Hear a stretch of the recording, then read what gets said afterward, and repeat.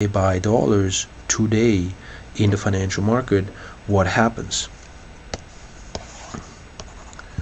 That means that ET rises, so that ET plus 1 minus ET over ET, I'm sorry, I said that wrong. The ET falls, right? So the exchange rate defined as dollar price of a euro in fact falls in this situation, since people are selling the euro, buying the dollar, which means that the value of the dollar rises in relation to the euro, so that we have a dollar appreciation and the exchange rate falls. So if the exchange rate today falls, what happens to this ratio? This ratio rises.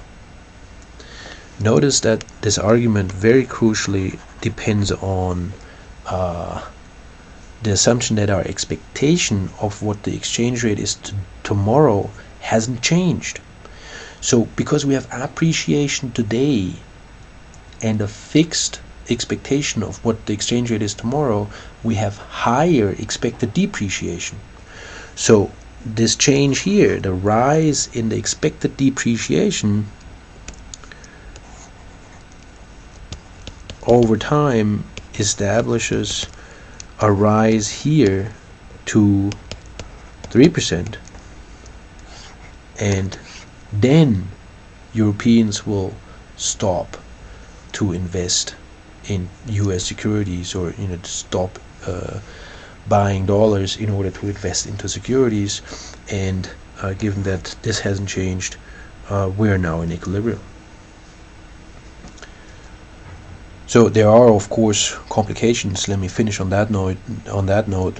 First is that the expectations might change, and we might different market participants might have different expectations.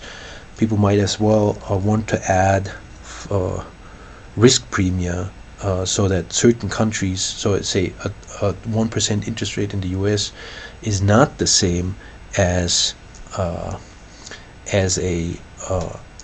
1% interest rate in a country that is considered to have high political risk or high default risk, so that these things matter. But in the simplest form, and abstracting from some of these issues,